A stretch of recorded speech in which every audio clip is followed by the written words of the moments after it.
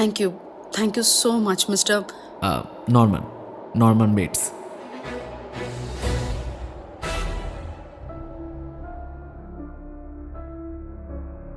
আজকের এই গল্পটি শুধুমাত্র প্রাপ্তবয়স্ক শ্রোতাদের জন্য। গল্পের প্রয়োজনে এখানে ধূমপান, মদ্যপান এবং নগ্নতার বর্ণনা রয়েছে। এছাড়াও এই কাহিনীতে পশু নিধনের মতো কিছু সংবেদনশীল এবং হিংস্র দৃশ্য বর্ণিত হয়েছে, যা সবার জন্য সুখকর নাও হতে পারে। এই গল্পের সমস্ত চরিত্র এবং ঘটনা সম্পূর্ণই ফিকশনাল বা কাল্পনিক। এর সঙ্গে বাস্তবের কোনো সম্পর্ক নেই। হিস্ট্রিভার্স কলকাতা কোনোভাবেই কোনো নেশাদ্রব্য বা ভায়োলেন্সকে প্রমোট করে না। তাই শ্রোতাদের জানানো হচ্ছে, এই গল্পে parenting guidance is a must. Please আপনাদের পার্সোনাল ডিসক্রিশন বা নিজ দায়িত্বে গল্পটা শোনার অনুরোধ রইল। ধূমপান এবং মদ্যপান স্বাস্থ্যের পক্ষে ক্ষতিকারক। এতে ক্যান্সার হয়। Roger, Lakeside now, right? Roger, Charlie.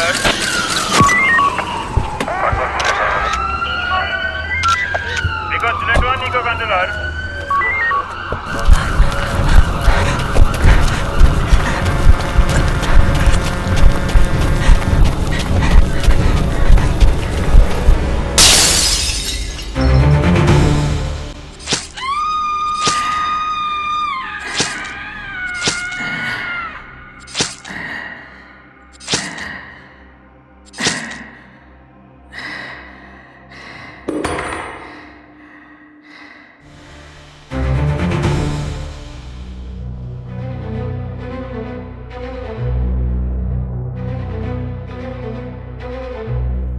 ইতিহাসের পাতায় এমন কিছু চরিত্র থাকে যারা ভয় আর রহস্যের সংজ্ঞায় বদলে দেয়। তেমনই একজন লেখক, নাম রবার্ট আলবার্ট ব্লোচ। এইচপি লাভক্রাফটের হাত ধরে যাত্রা শুরু করলেও ব্লোচ বিশ্ববিখ্যাত হয়েছিলেন মানুষের মনের অন্ধকারের গলি আর মনস্তাত্ত্বিক জটিলতাকে কলমবন্দি করে।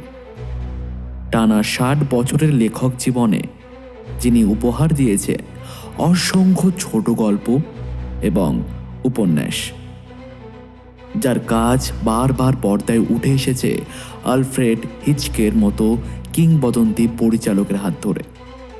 নমস্কার, আমি সাম্য।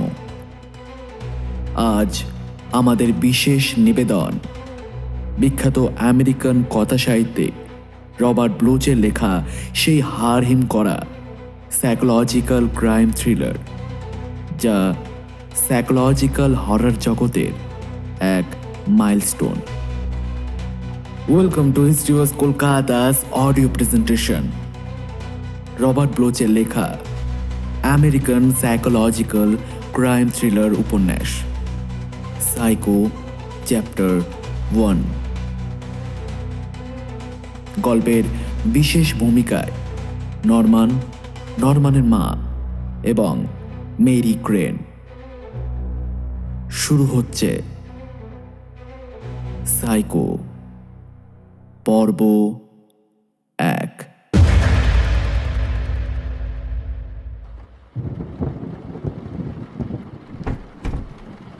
শব্দটা কানে যেতেই চমকে উঠল নরমান বেটস। ঠান্ডা একটা স্রোত বয়ে গেল শির দাঁড়াবে। কে যেন টোকা মারছে জানলার কাঁচে। ঘাড় ঘুরিয়ে ইতস্তত দৃষ্টিতে তাকালো নরমান। হাত থেকে বইটা গড়িয়ে পড়ল কোলে। বুঝতে পারল ভয়ের কিছু নাই, ওটা বৃষ্টির শব্দ। শেষ বিকেলের বৃষ্টি। ছাঁট এসে লাগছে জানলার কাছে। বাতাসের ধাক্কায় হঠাৎ কেঁপে উঠছে জানলা। বৃষ্টি কখন এলো? বাইরেটা দেখি অন্ধকার হয়েও এসেছে। আসলে বইয়ের মধ্যে এমন মুড হয়েছিল নরমান যে খেয়ালই করেনি বিকেল গড়িয়ে সন্ধে নেমেছে। বৃষ্টি শুরু হয়েছে। ঘরে হালকা অন্ধকার। হাত বাড়ালো নরমান। টেবিল ল্যাম্পটা জ্বালল। আবার মন দিল পড়ায়। এই টেবিল ল্যাম্পটা বহুদিনের পুরনো। চারিদিকে ঝালর দেয়া সুদৃশ্য এই ল্যাম্পটাকে জ্ঞান হওয়ার পর থেকে দেখে আসছে নরমান। ওর মায়ের খুব প্যারের জিনিস। 40-এ পা দিয়েছে নরমান। এই বাড়ির প্রতিটি কোণের সঙ্গে ভীষণভাবে পরিচিত সে। আশ্চর্যপুলক অনুভব করে সে বাড়ির পরিচিত জিনিসগুলোর মধ্যে থাকতে। বাইরে বেরোতেই খালি ভয়। ওর ধারণা বাইরের জগৎ হচ্ছে অশ্লীল আর খারাপ কাজের জায়গা। যত রাজ্যের আশঙ্কা, দুশ্চিন্তা আর অশুভরা রাজত্ব করছে ওর চৌহদ্দির সীমানার বাইরে। ধরুন সে একদিন বিকেলে হাঁটতে বেরোলো। হাঁটতে হাঁটতে চলে এলো জলার কাছে। তারপরে যদি ঝুপঝুপিয়ে বৃষ্টি নামে, তখন তখন মহা সর্বনাশ হবে। সারাটা পথ তাকে ভিজতে ভিজতে বাড়ি ফিরতে হবে। ঠান্ডায় নিউমোনিয়া হয়ে মারাও যেতে পারে সে। কি দরকার বাবু অযথা বাইরে ঘুরঘুর করার? তার চেয়ে এখানে এই বারান্দায় টেবিল ল্যাম্প জ্বালিয়ে বই পড়তে কত মজা। বইটা ইনকা সভ্যতার ওপর লেখা। খুবই মজার একটা বই। এখন ইনকাদের বিজয় নৃত্যের রোমাঞ্চকর বর্ণনা পড়ছে নরমান। এই নাচকে ইনকারা বলে ক্যাচুয়া। এই নাচে বিজয়ী বীরেরা পরাজিত শত্রুকে ঘিরে বিরাট এক বৃত্ত করে সাপের মতো মোচড় খেতে খেতে নাচতে থাকে। শত্রুর চামড়া জ্যান্ত অবস্থায় ছিলে নেওয়া হয়। পেটটাকে বানানো হয় ড্রাম। মুখ হাঁ হয়ে থাকে শত্রুর। ভুম ভুম আওয়াজ বেরিয়ে আসে খোলা মুখ থেকে। তাই দেখে কি উল্লাস বিজয়ীদের। পড়তে পড়তে উত্তেজিত হয়ে উঠল নরমান। কল্পনায় দেখতে পেল বিশাল নীল আকাশের নিচে জলজলে সূর্যতাপে একটা জীবিত মানুষের চামড়া ছিলে ফেলা হচ্ছে। প্রচন্ড যন্ত্রণায় আকাশ ফাটিয়ে চিৎকার করছে সে। নগ্নদেহী যোদ্ধারা তার মরণ চিৎকার শুনে আরো উল্লসিত হয়ে উঠছে। পরাজিত শত্রুর পেটটাকে তারা ব্যবহার করছে ড্রাম হিসেবে। ফুলে উঠছে পেট। প্রতিটি আঘাতের সাথে অদ্ভুত একটা শব্দ বেরিয়ে আসছে ওর মুখ থেকে। ভাবতে গিয়ে এই দেখুন না, নরমান নিজেও কেমন রোমাঞ্চিত হয়ে উঠছে। ঠিক এই সময় একটা শব্দ শুনতে পেল নরমান। কেউ আসছে এদিকে। পায়ের এ শব্দ চিরচেনা নরমানের।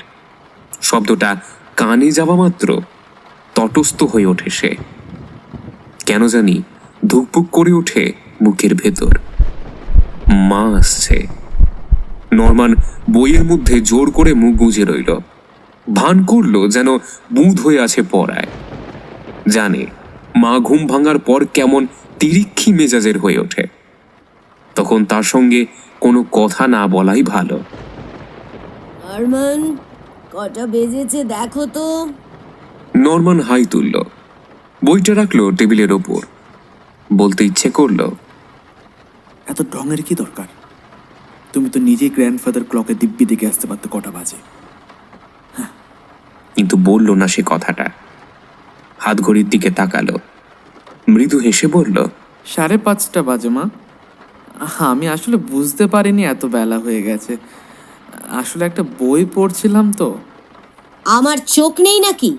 তুমি কি করো না করো সবই আমি দেখতে পাই। বাইরে তাকিয়ে বৃষ্টি দেখতে দেখতে ঝাঁঝিয়ে উঠল মা। অন্ধকার হয়ে গেছে, অথচ এখনো সাইনবোর্ডের আলো জ্বালোনি কেন? আর এখনো অফিসেও যাওনি? কি মনে করো শুনি? মানে এত বৃষ্টি হচ্ছিল যে ভাবলাম এই বৃষ্টিতে কেই বা আসবে এদিকে, তাই ভাবলাম। মিনমিন করে বলল নরমান। কথা কোথাকার!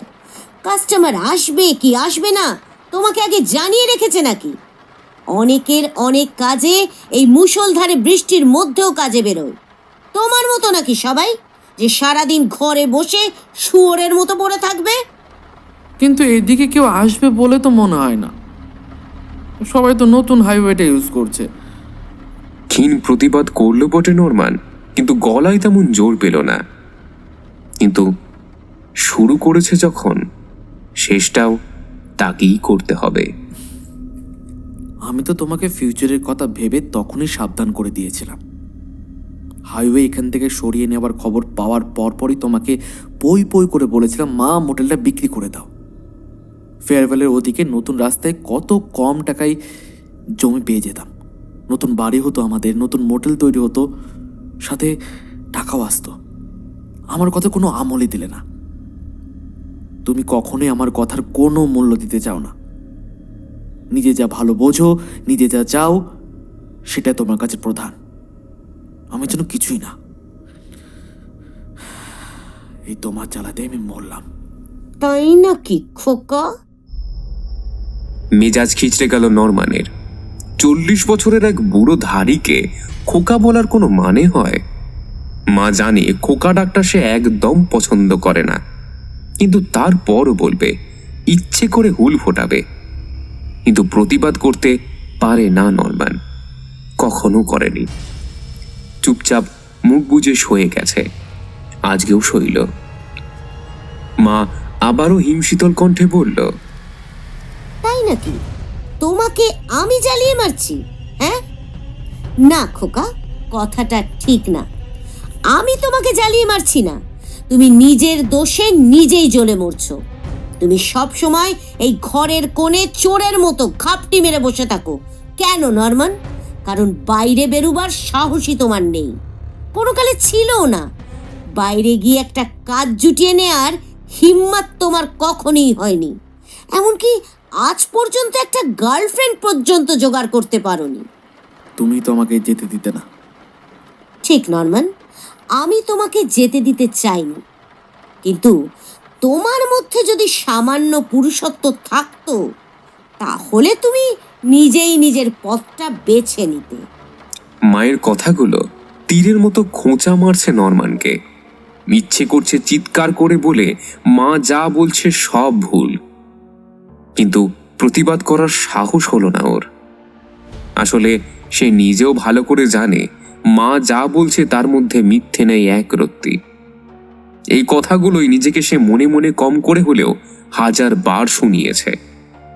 এটা ঠিক যে মা তার উপর সবসময় কর্তৃত্ব করতে চেয়েছে, কিন্তু তার মানে এটা নয় যে সবসময় তাকে সেই নির্দেশগুলো অক্ষরে অক্ষরে মেনে চলতে হবে। মায়েরা মাঝে মাঝে সন্তানদের প্রতি একটু বেশি কর্তৃত্বপরায়ণ হয়েই থাকে, কিন্তু সব সন্তানই কি তাদের সব কথা শোনে না। তবে নরমানের মা অন্য সব মায়ের চেয়ে একটু বেশি কঠোর হলেও সে যদি ঘরে বার হতে চাইতো তবে কি পারত না? কিন্তু পারেনি। বাইরের পৃথিবীকে তার যে বড় ভয়। কিভাবে এই পরিচিত ভুবন ছেড়ে ওই অচেনা দুনিয়ায় সে পা বাড়াবে, ওই সাহসটুকুই তার বড় অভাব। তুমি জেদ ধরতে পারতে, বলেই চলেছে মা। তুমি নিজেই একদিন বাইরে গিয়ে নতুন একটা জায়গা খুঁজে নিতে পারতে, তারপর এই মোটেলটাও বিক্রি করা যেত। কিন্তু না, তুমি তা করোনি। কি করেছো তুমি?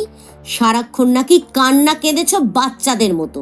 আর কেন কেঁদেছ তাও আমার অজানা নেই। তুমি আসলে এই জায়গা ছেড়ে নড়তেই চাওনি, কখনো চাওনি, আর কোনোদিন যে চাইবে না তাও আমার খুব ভালো করেই জানা আছে।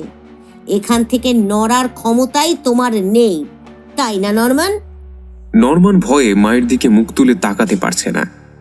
ওর খুব ইচ্ছে করছে এখান থেকে ছুটে পালায়, কিন্তু নড়াচড়ার শক্তিটুকুও সে যেন হারিয়ে ফেলেছে। আর পালিয়ে যাবেই বা কোথায়? এই বাড়ির প্রতিটি কোণে মায়ের এই হুলের খোঁচা ওকে বিদ্ধ করবে।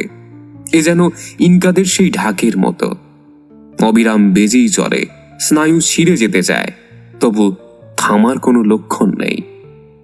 নরমান ভুলে থাকতে চাইল মার উপস্থিতি, জোর করে চোখ রাখলো বইতে, কিন্তু কোনো কাজ হলো না। ঢাকের বাজনার মতো মার কণ্ঠ একটানা দ্রিম দ্রিম বেজেই চলল। আমি জানি আজ তুমি কেন অফিসে যাওনি, কারণ তুমি মনে প্রাণে চেয়েছো আজ যেন কেউ মোটেলে না আসে। অফিসে বসতে তোমার ভালো লাগেনি। আচ্ছা ঠিক আছে, তোমার কথাই মানলাম। হ্যাঁ, আমার অফিস যেতে ভালো লাগে না, কোনো দিনই ভালো লাগে না। এই মোটেল চালাবার কথা ভাবলে আমার গায়ে জ্বর আসে। আর কিছু? আসল কারণ ওটা নয় খোকা। আবার সেই খোকা খোকা খোকা, উফ, পাগল করে ছাড়বে এই মহিলা। আসলে তুমি লোকজনের সঙ্গে মিশতে ভয় পাও, তাই না? সেই ছোটবেলা থেকেই তুমি কারোর সাথে মিশতে চাইতে না। বলা উচিত সেই ক্ষমতাই তোমার ছিল না। তুমি শুধু একটা কাজই পেরেছো, চেয়ারে একঠায় বসে গল্পের বই গিলতে। 30টা বছর ধরে তুমি শুধু এই কাজটাই করেছো। সব সময় বইয়ের আড়ালে নিজেকে লুকিয়ে রাখতে চেয়েছো। আমি তো খারাপ কিছু করছি না। খারাপ কিছু করছো না? হাসালে দেখছি। তুমি আমাকে বোকা বানাতে চাও খোকা? তুমি যে কি ছাইপাশ পড়ো তা বুঝি আমি জানি না? এটা কোনো ছাইপাশ না মা, এটা ইনকা সভ্যতার উপর লেখা একটা। রাখো তো তোমার ইনকা সভ্যতা। যত রাজ্যের জঙ্গলিদের নিয়ে আজগুবি খবরের ঠাসাও সব বই পড়ে হবেটা কি শুনি? শুধু এগুলোই না, লুকিয়ে লুকিয়ে তুমি অনেক নোংরা বইও যে পড়ো তাও আমি জানি। সাইকোলজি নোংরা নয় মা, একটু ভেবেচিন্তে কথা বলো। মা যেন প্রথম শুনল কথাটা। চোখ কপালে তুলে তীব্র ব্যঙ্গ ভরে বলল, বলে কি এই ছেলে? কি জানো তুমি সাইকোলজি সম্পর্কে? মা মানে এগুলো পড়লে মনের ভেতর একটা পরিবর্তন আসে। পরিবর্তন? তোমার পরিবর্তন খোকা জীবনেও হবে না। একটা 8 বছরের বাচ্চা ছেলেও বুঝতে পারবে তোমাকে দিয়ে কিচ্ছু হবে না। তুমি হচ্ছ একটা মা কাতুরে ছেলে, বুঝলে? হোঁতকা মোটা বুড়ো খোকা। কথার তোরে মাথা ঝিমঝিম করছে নরমানের। হৃৎপিণ্ড লাফাচ্ছে ধরাস ধরাস করে। বুক শুকিয়ে কাঠ, মনে হচ্ছে কেঁদে ফেলবে। মাটা চিরকালই এরকম, ভবিষ্যতেও এমনই থাকবে যদি না। যদি নাকি? দারুণ চমকে ওঠে নরমান। মা কি তার মনের ভেতরটাও দেখতে পায়? তুমি মনে মনে কি ভাবো না ভাবো সবই আমি বুঝতে পারি নরমান। তুমি নিজেকে যতটা না জানো তার চেয়ে অনেক বেশি আমি তোমাকে চিনি। তুমি ভাবছো আমাকে খুন করে ফেললে কেমন হয়, তাই না? পারবে না, চাইলেই তুমি তা পারবে না, কারণ সেই সাহস তোমার নেই। তোমার সমস্ত শক্তি আমার হাতের মুঠোয়। তুমি আমার হাতের পুতুল মাত্র। আমার উপর নির্ভর করেই তুমি বেঁচে আছো। তাই আমাকে ছেড়ে এক পা নড়ার কথা তুমি স্বপ্নেও ভাবতে পারো না। জল জ্যান্ত শুয়োর একটা।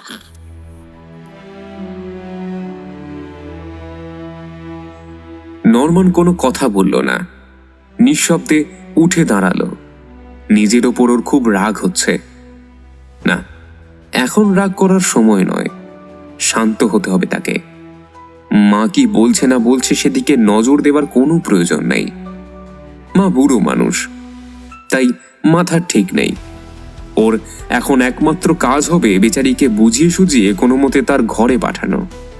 কারণ মেজাজ যে হারে চড়ছে বলা যায় না, হয়তো হাত দুটো নিয়ন্ত্রণ হারিয়ে সোজা এগিয়ে যেতে পারে শুকনো ওই গালটার দিকে।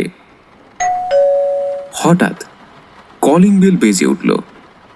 কেউ এসেছে মোটেলে। বিরাট হাঁপ ছাড়ল নরমান। মাকে সম্পূর্ণ অগ্রাহ্য করে এগুলো হল ঘরের দিকে।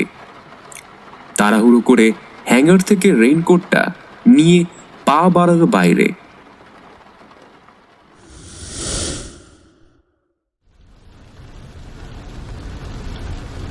মুষলধারে বৃষ্টি পড়ছে তো পড়ছেই, থামার কোনো লক্ষণ নেই।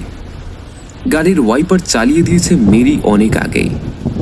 বাইরে ঘন অন্ধকার, সিল্কের অস্পষ্ট পর্দার মতো অঝরে ঝরছে বৃষ্টি। হেডলাইটের তীব্র আলো চিরে দিচ্ছে সেই পর্দাটা। রাস্তার দুপাশের গাছগুলো ভিজছে কাক ভেজা হয়ে। বৃষ্টির ঝুমঝুম শব্দ ছাড়া আর কোনো শব্দ নেই। আশ্চর্য রকম ভৌতিক ঠেকছে চারপাশ। গাটা কেমন ছমছম করে উঠল মেরির। স্টিয়ারিং এর উপর প্রায় স্থির হয়ে আছে হাত দুটো। আড়ষ্ট। মন খচখচ করে কেন? কোথাও বড় রকমের একটা ভুল হয়ে গেছে, অথচ সে ধরতে পারছে না। এই অনুভূতি মেরিকে অস্বস্তিতে ফেলে দিয়েছে। কিন্তু এখন তো মন খারাপ করে থাকার কথা নয়। তার এখন আনন্দ করার সময়। খারাপ সময়টাকে সে পেছনে ফেলে এসেছে চিরদিনের জন্য। জীবনের দুঃখময় সময় ওর কাছে এখন অতীত। যে মুহূর্তে সে টাকাটা হাতে পেল, মেরির চোখের সামনে সেলুলয়েডের ছবি হয়ে যেন ফুটে উঠল পুরো দৃশ্য। লোরি এজেন্সির অফিসে দাঁড়িয়েছিল মেরি। মিস্টার লোরি আর বুড়ো টমি ক্যাসিডির মধ্যে তখন লেনদেন চলছে। ক্যাসিডি বাড়ি কিনছেন, চুক্তিপত্র, শৈশাবুদ ইত্যাদি চলছে। টেবিলে $40,000 একতারা নোট পড়েছিল নিতান্ত অবহেলায়। মেরির চোখ দুটো বারবার আটকে যাচ্ছিল সবুজ নোটগুলোর দিকে। সইটইর পালা শেষ হলে উঠে পড়লেন ক্যাসিডি। হেলা ফেলার ভঙ্গিতে টাকাগুলো তুলে নিল মিস্টার লোরি। বুড়ো বেরিয়ে যেতেই দাঁতগুলো সব বেরিয়ে পড়ল তার। হাসতে হাসতে তিনি বড় একটা ম্যালিনা খামে টাকাগুলো ভরে মুখটা আটকে দিলেন গাম দিয়ে। মেরি লক্ষ্য করল খামের মুখ বন্ধ করার সময় উত্তেজনায় তার হাত কাঁপছে। নাও, খামটা ধরো। ব্যস্ত সুরে বললেন মিস্টার লোরি। এটা নিয়ে এক্ষুনি ব্যাংকে চলে যাও। 4টে প্রায় বাজে। তবুও গিলবার্টকে আমার কথা বললে জমা দিতে সমস্যা হবে না। কথা বলতে বলতে থেমে গেলেন তিনি। তীক্ষ্ণ দৃষ্টিতে চাইলেন মেরির দিকে। কি হয়েছে মিস ক্রেন? তোমার শরীর খারাপ নাকি? মিস্টার লোরি খেয়াল করেননি টাকা ভর্তি খামটা হাতে নেওয়ার সময় মেরির শরীর কেমন কেঁপে উঠেছিল। অবশ্য তার খেয়াল করার কথাও নয়। এই $40,000 তার লাভ থাকবে $2,000। সেই খুশিতেই তিনি বাগ। মেরির উত্তর যেন তৈরি হয়েই ছিল। তড়িঘড়ি জবাব দিল, আমার মাথাটা একটু ধরেছে স্যার, আপনার কাছে ছুটি চাইবো ভাবছিলাম। এখন তো আর কোনো কাজ নেই, আর সোমবারের আগে দলিলও তৈরি হবে না, তাই আপনি যদি $2,000 লাভের আশায় হাড়কঞ্জুস লোরি এখন মহা উদার। হাসি হাসি মুখ করে বললেন, ঠিক আছে, তুমি টাকাটা জমা দিয়েই বাড়ি চলে যেও। আজ আর অফিসে আসতে হবে না। তোমাকে লিফট দেবো? না ঠিক আছে, লিফট দিতে হবে না, আমি কাজ সেরে একাই বাড়ি ফিরবো। তাহলে আর দেরি করো না, সোমবার আবার দেখা হবে, কেমন? মেরি মনে মনে হাসল। মিস্টার লোরির বদান্যতায় মুগ্ধ হয়েছে এমন একটা ভাব করে মিষ্টি একটু হেসে অফিস থেকে বেরিয়ে পড়ল সে চিরদিনের জন্য। $40,000 সহ। এমন সুযোগ জীবনে বারবার আসে না। আর এমনই একটি সুযোগের অপেক্ষায় দীর্ঘদিন ধরে স্বপ্ন দেখেছে মেরি ক্রেন। প্রচন্ড টানাটানির সংসার ছিল মেরিদের। বাবা গাড়ি অ্যাক্সিডেন্টে মারা যাবার পরই বিপর্যয় নেমে এলো ওদের সংসারে। 17 বছর বয়সেই লেখাপড়ার আশা চিরতরে জলাঞ্জলি দিতে হলো ওকে। মার ছোট বোনের দায়িত্ব সহ পুরো সংসারের বোঝা টেনে নিতে হলো কাঁধে। চেষ্টা চরিত্র করে ছোটখাটো একটা কাজ জুটিয়েও নিল। বোন লীলাকে পড়াশোনা চালিয়ে যেতে বলল। যতই কষ্ট হোক লীলার কেরিয়ার সে নষ্ট হতে দেবে না। 22 বছর বয়সে আরেকটা বড় ধাক্কা খেল মেরি। ডেল বেল্টারের সঙ্গে ওর প্রেম ছিল। মনে আশাও ছিল এই প্রেম একদিন পরিণত হবে পরিণয়ে। কিন্তু সেই আকাঙ্ক্ষিত দিনটি আর কখনোই ভোর সকালের সোনালি রোদের মতো উদ্ভাসিত হয়ে ওঠেনি ওর জীবনে। ডেল আর্মিতে ঢোকার পর ভুলে গেল ওকে। হাওয়াইতে পোস্টিং হয়েছিল ডেলের। প্রথম চিঠিপত্রে যোগাযোগ রাখত। তারপর হঠাৎ করেই একদিন চিঠি আসা বন্ধ হয়ে গেল। মেরি পরে শুনেছে ডেল এখন আরেক মেয়েকে নিয়ে ব্যস্ত। সে দীর্ঘশ্বাস ফেলেছে, কিন্তু হতাশ হয়নি। জীবন যে কঠিন, বড় হতে হলে ওকে যে আরো সংগ্রাম করতে হবে, এটা মেরি এতদিনে খুব ভালো মতো বুঝেছে। এখন আর ভাবাবেগে আচ্ছন্ন হওয়ার মতো সময় নেই। না, মেরি অতীত স্মৃতি রোমন্থন করে গোপনে কাঁদবে না। তাকে শক্ত হতে হবে, আরো কঠোর হতে হবে। মার শরীর ভালো যাচ্ছিল না অনেক আগে থেকেই। বাবা মারা যাওয়ার পরপরই মার মন এবং শরীরে একই সাথে ভাঙন ধরে। রোগ আর শোকে এতটুকু হয়ে গিয়েছিলেন তিনি, বাঁচার সম্ভাবনা ক্ষীণ হয়ে দাঁড়ালো। লীলা মার অবস্থা দেখে আর পড়াশোনা করতে চাইল না। তাছাড়া আপা তাকে এত কষ্ট করে পড়াচ্ছে, পুরো সংসারের ঘানি তাকে একাই টানতে হচ্ছে, এই চিন্তা প্রায় বিব্রত করত কিশোরী লীলাকে।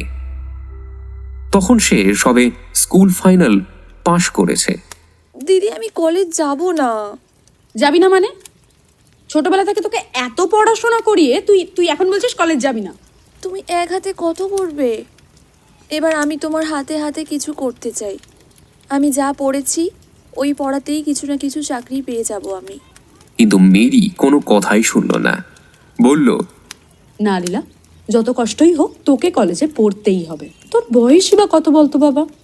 যতই কষ্ট হোক লীলাকে সে কলেজে পড়াবেই। বড় বোনের জিদের কাছে হার মানল লীলা।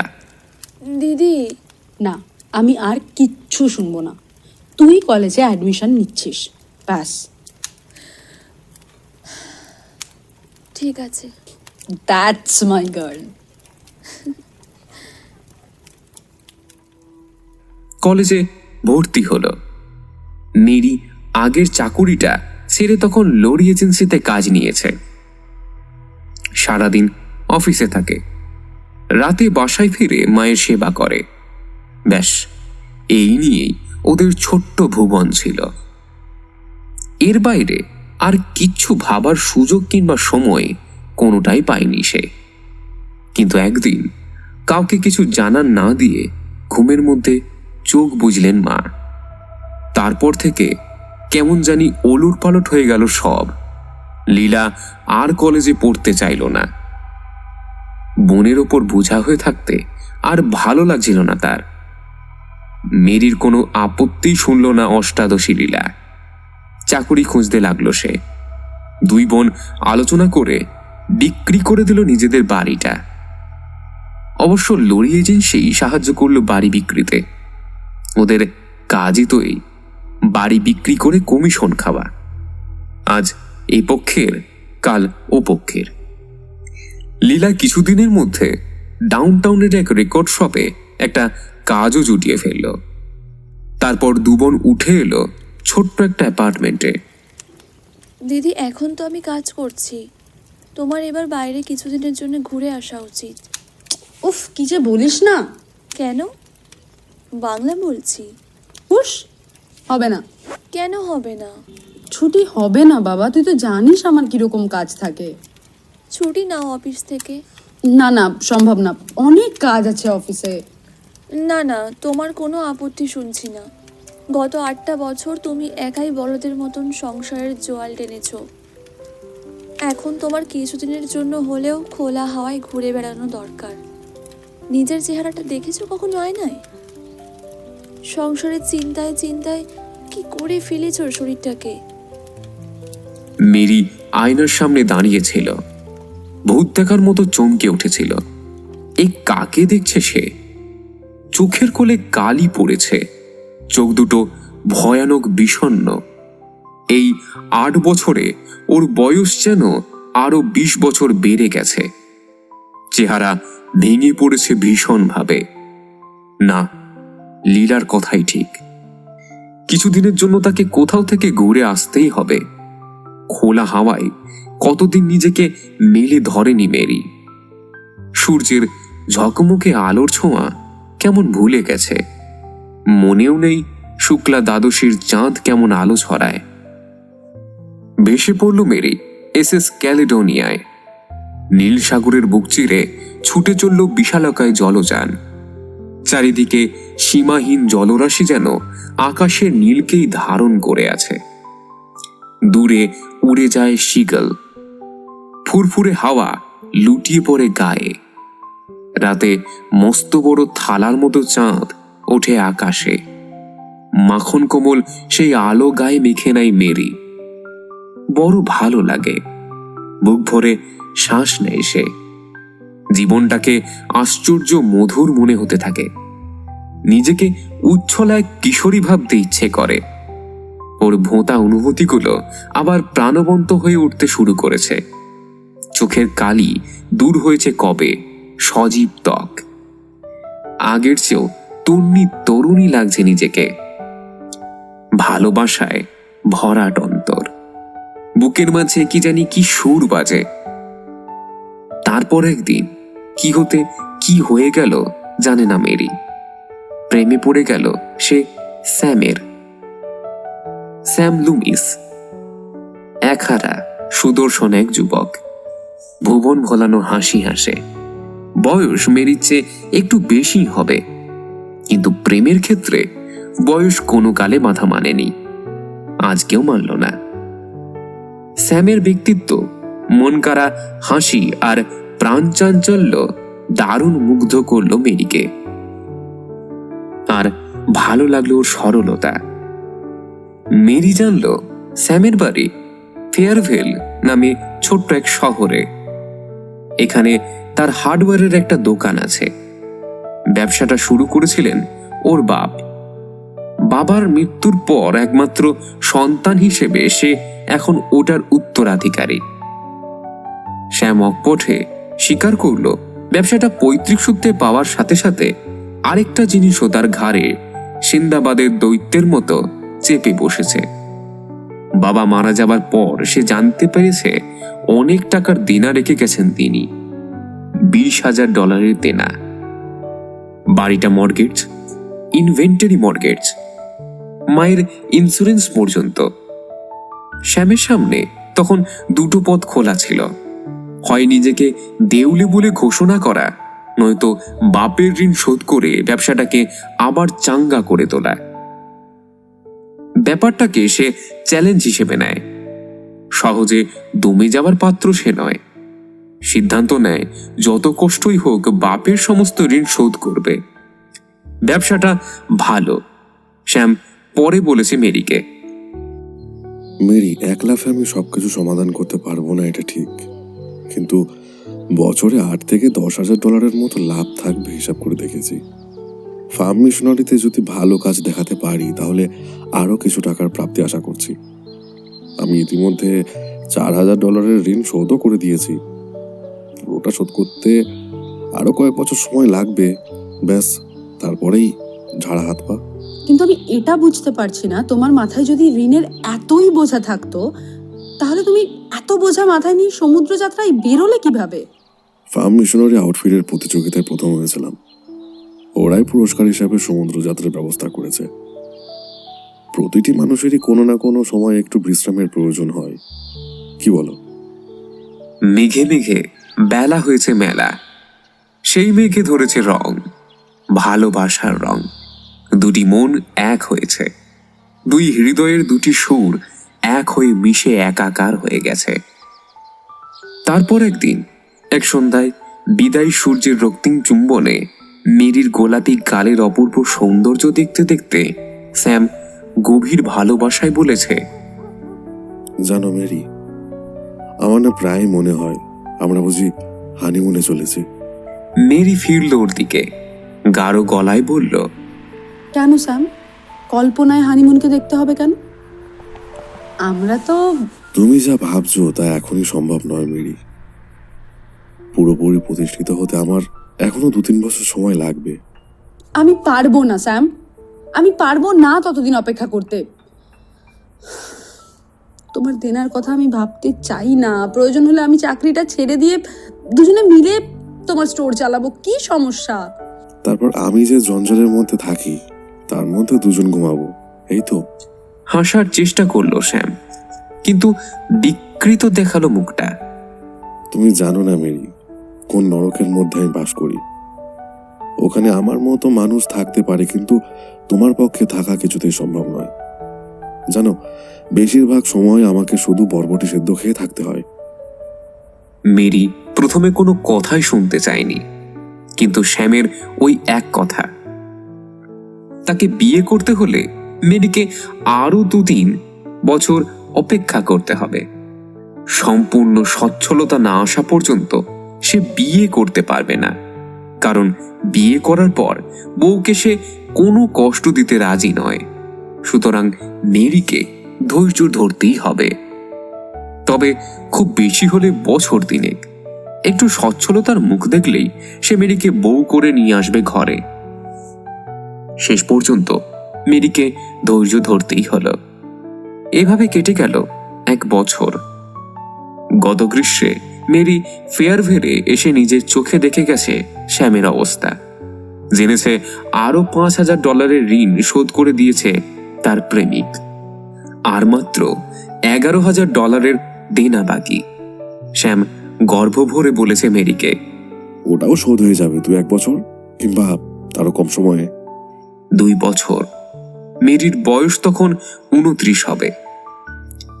এই 2 বছর ওর জন্য অনেক সময়, কিন্তু স্যাম ওর কাছে তার চেয়েও অনেক বেশি। এমন বড় ওর জীবনে এবেলা আসবে না জানে মেরি। তাই সে শ্যামের কথার উত্তরে কিছু না বলে শুধু মাথা ঝাঁকিয়ে হেসেছে। ঠিক আছে, দরকার হলে আরো 2 বছর সে অপেক্ষা করবে শ্যামের জন্য। কাজে লাগলো মেরি আবার লরি এজেন্সিতে। মিস্টার লরিকে দেখে মাঝে মাঝে খুব অবাক লাগে ওর। কেমন পুরনো জিনিস, জমি, এ সব কিছু দুমদুম বিক্রি করে। সাদা ভাষায় স্রেফ দালালি করে মাসে $2-5,000 দিব্যি কামিয়ে নিচ্ছেন। দুপক্ষ থেকেই লরি দেদারসে টাকা খাচ্ছেন।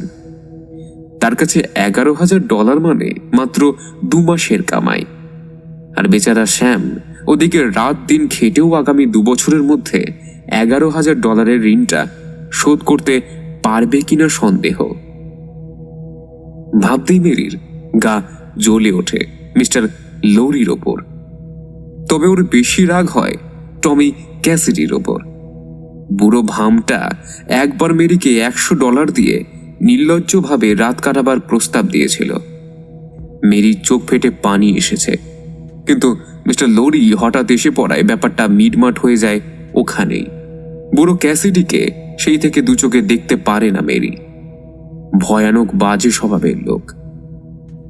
কোথায় কে বিপদে পড়েছে তার জিনিস কম দামে কিনে বেশিতে বেচে দেবার কারবার করে বেটা। লোক ঠকানোর ওস্তাদ একটা। সত্যি বলতে কি, মেরি যখন ওর $40,000 মেরে দিল, ভারী তৃপ্তিবোধ করেছে সে। তখন মনে হয়েছে সেদিনের অপমানের খানিকটা শোধ নেওয়া গেছে। অফিস থেকে বেরিয়ে মেরি ভাবছিল কি চমৎকার খাপে খাপ মিলে গেল সবকিছু। আগামী 2 দিন ব্যাংক বন্ধ থাকবে। মিস্টার লৌরি সোমবারের আগে জানতেই পারবেন না তার টাকাটা হাফিস হয়ে গেছে। এতে গেল একটা দিক। ওদিকে লীলাও আজ বাড়িতে নেই। দোকানের জন্য কেনাকাটা করতে ডালাস গেছে। সোমবারের আগে তারও ফিরে আসার কোনো চান্স নেই। সুতরাং সবকিছু থেকেই মেরির পোয়া 12। বাড়ি ফিরেই মেরি ঝটপট তার সুটকেস গুছিয়ে ফেলল। একটা খালি কোল্ড ক্রিমের কৌটোয় ওদের দুজনের জমানো $350 মতো ছিল। লীলার কাজে লাগতে পারে ভেবে সে ওটা ছুঁয়েও দেখল না। একবার ভাবলো লীলার জন্য ছোট্ট একটা চিরকুট রেখে যাবে, কিন্তু পরে আর সাহস হলো না।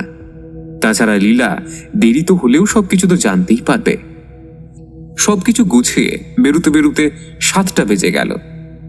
ঘণ্টাখানেক গাড়ি চালিয়ে একটা শহরতলিতে পৌঁছালো মেরি। রাতের খাবার স্থানীয় এক রেস্তোরাঁয় সেরে নিল সে। গাড়ি পাল্টালো।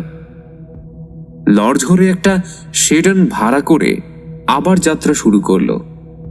200 মাইল উত্তরে যাওয়ার পর এই গাড়িটাও বদলালো। পকেট থেকে হুহু করে বেরিয়ে যাচ্ছে টাকা, কিন্তু উপায় নেই। চিহ্ন মুছতে হলে এটুকু লোকসান তো দিতেই হবে। সূত্র মুছার এর চেয়ে ভালো কোনো পথ নেই। শেষ গাড়িটা সে ভাড়া করলো মিসেস স্যাম লুমিশ নামে। এই গাড়িটাও সে বেচে দেবে ফেয়ারভেল পৌঁছাবার পর। ব্যাস, তারপর আর তাকে কে পায়? পুলিশের বাপেরও সাধ্য নেই মিসেস স্যাম লুমিশের সাইকো ছদ্মবেশে মেরি লুমিশকে ধরে। টাকার ব্যাপারটা শ্যামের কাছে কিভাবে ব্যাখ্যা করবে তাও ঠিক করে ফেলেছে মেরি। বলবে উত্তরাধিকার সূত্রে পেয়েছে। তবে পুরো $40,000 কথা বলা যাবে না, 15,000 কথা বলবে সে। আর লীলাও একই পরিমাণ অর্থ পেয়ে চাকরি ছেড়ে ইউরোপে চলে গেছে, এমন বললে বিয়েতে লীলাকে ডাকার ঝামেলা থেকেও সে মুক্ত হয়ে যাচ্ছে। কিন্তু শ্যাম যদি টাকা নিতে আপত্তি করে, তাও ভেবে রেখেছে মেরি। শ্যামকে বিয়ে করে মিসেস লুমিশ হয়ে গেলে এই লেটা চুকে যাবে। শ্যাম তো আর কোনোদিন জানতে পারবে না সে লরি এজেন্সির টাকা মেরে এই 1000 মাইল দূরে এসেছে তার বউ হতে। হ্যাঁ, মেরি আর দেরি করতে পারবে না। লরি এজেন্সির টাকা দিয়েই সে জনের যাবতীয় ঋণ শোধের ব্যবস্থা করবে। তারপর দুজনে মিলে বাঁধবে সুখের ঘর। লীলার জন্য ভাবে না মেরি। লরি এজেন্সি জনের ঠিকানা জানে না বলে এদিকে খোঁজ নিতে আসার কোনোই অবকাশ নেই। কিন্তু ওরা লীলার কাছে অবশ্যই যাবে। তবে লীলা বুদ্ধিমতী মেয়ে, সে বুঝতে পারবে মেরি কোথায় গেছে। কিন্তু ও নিশ্চয়ই সে কথা বলতে যাবে না। বোনকে ভালোবাসে সে, আর বোনের প্রতি তো তার কৃতজ্ঞ থাকা উচিত। মেরি বিশ্বাস করে লীলা অবুঝ হবে না।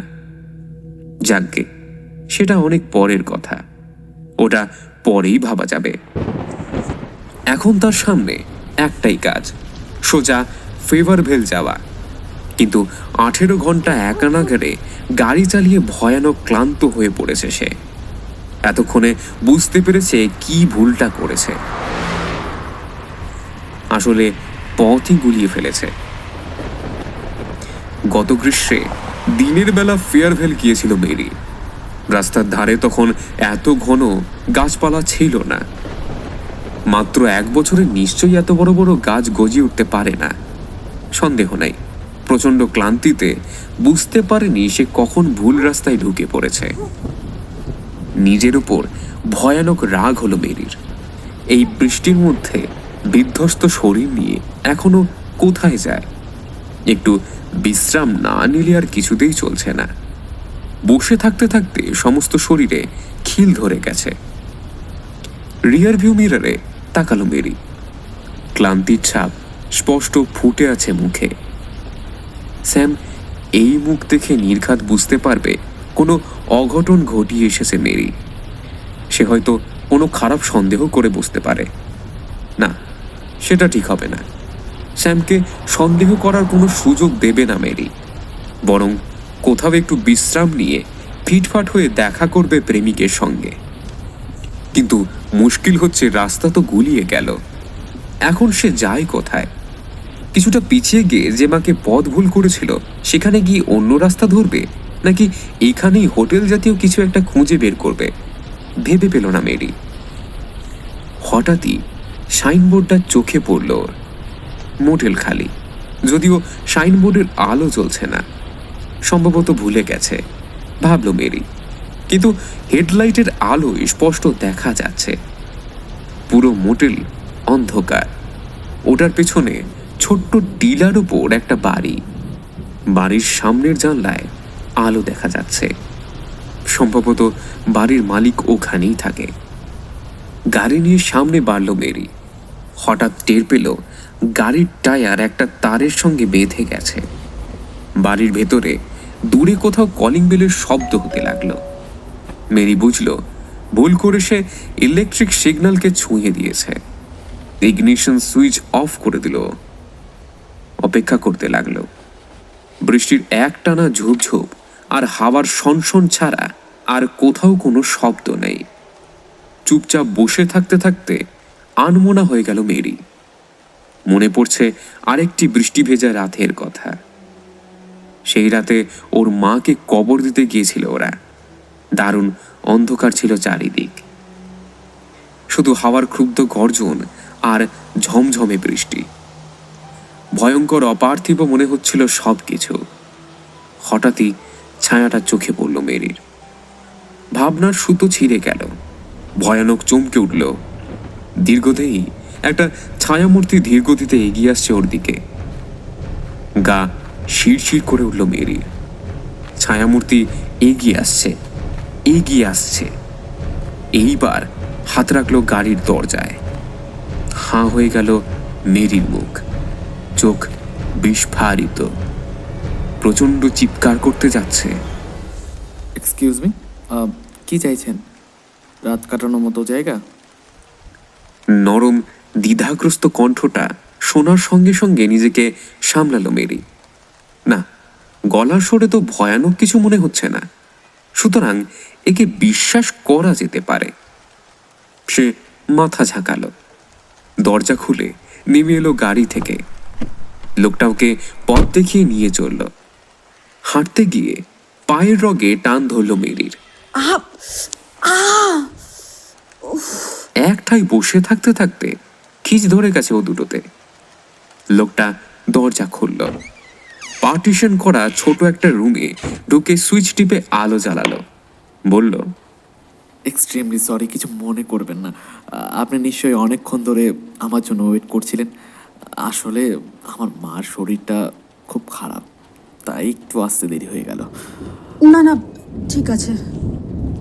অফিস ঘরটায় চাকচিক্য না থাকলেও বেশ উষ্ণ এবং আরামদায়ক মনে হলো মেরির। এতক্ষণ ঠান্ডার মধ্যে থাকার পর এই উষ্ণতাটুকু বেশ লাগলো। সে কৃতজ্ঞ দৃষ্টিতে মোটা লোকটার দিকে তাকিয়ে হাসল। লোকটা কাউন্টারের ওপর রাখা লেজার বইটা খুলল। আমাদের সিঙ্গেল রুমগুলোর ভাড়া $7 করে। আপনি কি আগে ঘরটা একবার দেখবেন? না না, তার দরকার হবে না। মেরি তাড়াতাড়ি ওর পাশ খুলে একটা $5 আর দুটো $1 নোট বের করে কাউন্টারের ওপর রাখল। কলম আর রেজিস্ট্রি খাতাটা ওর দিকে ঠেলে দিল লোকটা। এক মুহূর্ত ইতস্তত করল মেরি, তারপর লিখল জেন উইলসন, পাশে ঠিকানা সান অ্যান্টোনিও, টেক্সাস। গাড়ির টেক্সাস প্লেটের নাম্বারটা বদলাতে পারেনিও, বাধ্য হয়ে টেক্সাসের নাম লিখতে হয়েছে। দিন, আমি আপনার ব্যাগগুলো নিচ্ছি, বলল লোকটা। কাউন্টার থেকে বেরিয়ে ব্যাগ হাতে নিয়ে সামনে বাড়ল। আসুন। হ্যাঁ, চলুন। মেরি তার পিছু পিছু এগুলো। টাকাগুলো এখনো বড় এনভেলপটায় রাবার ব্যান্ডে বাঁধা অবস্থায় গ্লাভ কম্পার্টমেন্টে পড়ে আছে। অবশ্য মেরি গাড়ির দরজা বন্ধ করেই এসেছে। আশা করা যায় কোনো অনুপ্রবেশকারী ওর গাড়ির ব্যাপারে অনাবশ্যক কৌতূহল দেখাবে না। ব্যাগ নিয়ে লোকটা অফিস রুমের পাশের ঘরটায় ঢুকলো। ঘরটা ছোট, কিন্তু মেরির তাতে কিছু অসুবিধে নেই। এই প্রবল বর্ষায় যে মাথা গোজার একটা ঠাঁই পাওয়া গিয়েছে তাই যথেষ্ট। ওয়েদারটা খুব খারাপ। আপনি বোধহয় অনেকক্ষণ ধরে গাড়ি চালিয়েছেন। মেরি ভেতরে ঢুকতে ঢুকতে বলল, হ্যাঁ, সারাদিন। হাত বাড়িয়ে বাতি জ্বালালো লোকটা। ঘরটা ছোট হলেও সুন্দর, বেশ সাজানো গোছানো। বাথরুমের শাওয়ারের দিকে চোখ পড়তেই মন আইটাই শুরু করলো স্নানের জন্য। এই হলো আপনার রুম, পছন্দ হয়েছে? জানতে চাইল লোকটা। মাথা ঝাঁকিয়ে সায় দিল মেরি। হঠাৎ পেটে মোচড় পড়তেই খাওয়ার কথা মনে পড়ল। বলল, এক্সকিউজ মি, হ্যাঁ বলুন। ধারে কাছে খাওয়া দাওয়া করার কোনো জায়গা আছে? ধারে কাছে বলতে মাইল 3 দূরে একটা হ্যামবার্গারের একটা দোকান ছিল বটে, কিন্তু নতুন হাইওয়েটা চালু হওয়ার পর ওটা বন্ধ। না, খেতে হলে আপনার ফেয়ারওয়েল যাওয়া ছাড়া আর উপায় দেখছি না। কত দূর ওটা? ওই 17-18 মাইল মতো হবে, কিন্তু আপনার তো ওই দিক দিয়েই ফেয়ারওয়েলের দিকেই চলে যাওয়ার কথা। আসলে আমি পথ হারিয়ে ফেলেছি। লোকটা দীর্ঘশ্বাস ফেলল। বুঝেছি, ট্রাফিক নেই বলেই এই অবস্থা। মেরি অন্যমনস্কভাবে হাসল। লোকটা দোরগোড়ায় দাঁড়িয়ে ঠোঁট কামড়ে কি যেন ভাবছে।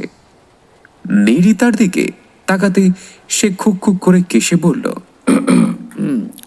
মিস, আমি বলছিলাম এই বৃষ্টির মধ্যে আপনি আবার ফেয়ারওয়েলে যাবেন আসবেন, তার চেয়ে যদি কিছু মনে না করেন আমার সঙ্গে ডিনারটা করে নিতে পারেন। আমি তো বাড়িতেই খাই, তাছাড়া আমি এক্ষুনি খেতে যাচ্ছিলাম। না না, তা কি করে হয়? কেন মিস, অসুবিধা কিসের? মা এখন ঘুমাচ্ছেন, তাকে তো আর বিরক্ত করব না। সামান্য কাটলেট আর কফিতে যদি আপনার চলে। না মানে আর মানে করবেন না, আমি এক্ষুনি গিয়ে খাবার রেডি করছি। আপনিও এই ফাঁকে তৈরি হয়ে নিন। Thank you so much mister. Norman Bates. বেরুতে গিয়ে দরজার চৌকাঠে বাড়ি খেলো নরমান। ঘুরে দাঁড়িয়ে পড়ল। আপনার জন্য ফ্ল্যাশ লাইটটা রেখে গেলাম, আপনার কাজে লাগতে পারে। তাড়াহুড়ো করে বেরিয়ে গেল সে। মেরি মনে মনে হাসল নরমান বেটসের লাল হয়ে যাওয়া মুখ দেখে, যেন প্রচন্ড লজ্জা পেয়েছে।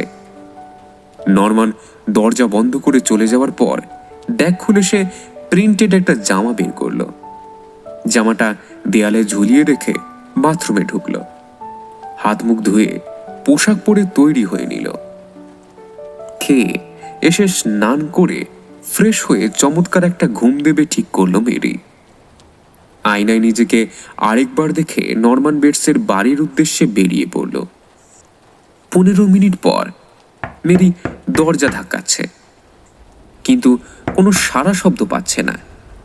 বৈঠকখানায় খোলা জানলায় একটা বাতি জ্বলছে, কিন্তু ওপরতলায় উজ্জ্বল আলোর প্রতিফলন দেখতে পেল মেরি। লোকটা বলেছিল তার মা অসুস্থ, উনি বোধহয় দোতলায় থাকেন, ভাবল সে। মেরি কয়েক সেকেন্ড বাড়তি সময় দিয়েও আবারও দরজায় ধাক্কা দিতে লাগলো। কোনো উত্তর নেই। কি মুশকিল, নক করা শব্দ কেউ শুনতে পাচ্ছে না কি? বিরক্ত হয়ে বৈঠকখানার জানলা দিয়ে উঁকি দিল মেরি। সঙ্গে সঙ্গে স্থির হয়ে গেল। 20 শতাব্দীর এই শেষ ভাগেও পৃথিবীতে এমন জায়গা থাকতে পারে কল্পনাও করেনি সে।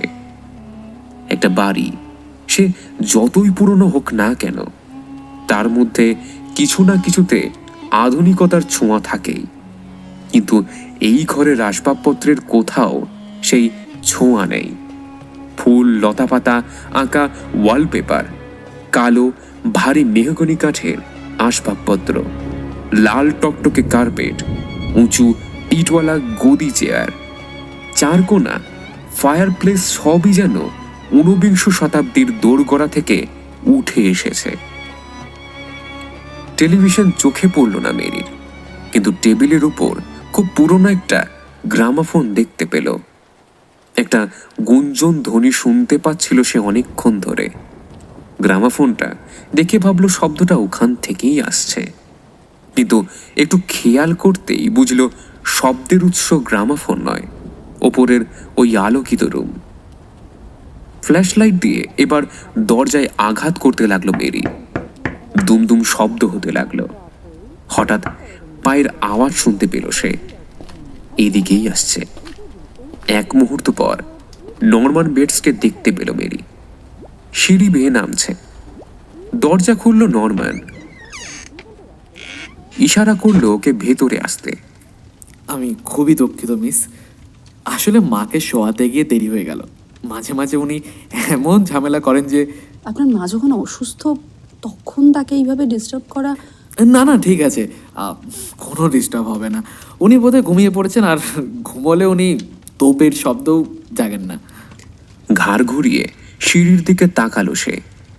গলার স্বর নেমে এলো নিচে। শারীরিকভাবে অসুস্থ বলতে যা বোঝাই, আমার মা ঠিক তা নন, তবে মাঝে মাঝে মানসিক ভারসাম্য হারিয়ে ফেলেন। সে যাকে, এখন চলুন খেতে বসা যাক। রান্নাঘরে ঢুকলো ওরা। নরমান বিড়বিড় করে বলল, এখানে বসে খেতে আশা করি আপনার খুব একটা অসুবিধা হবে না। সব কিছু রেডি আছে, বসে পড়ুন, আমি কফি দিচ্ছি। বড় বড় আলমারি দাঁড় করানো রান্নাঘরের চারধারে। এক কোনায় একটা বড় কাঠের স্টোভ, গরম রেখেছে ঘরটাকে। লম্বা কাঠের টেবিলে সসেজ, চিজ আর বাড়িতে তৈরি আচার সাজানো। অন্তত শহরতলির নোংরা ভেজা ক্যাফেগুলোর চেয়ে তো ভালো, ভাবল মেরি। নরমান খাবারের প্লেট এগিয়ে দিল ওর দিকে।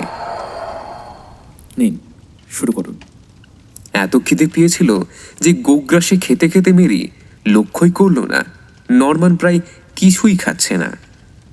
খাওয়া শেষে তার পেটের দিকে তাকে লজ্জাও পেল। সে কি, আপনি দেখে কিছুই খাননি? না না, আপনি খান।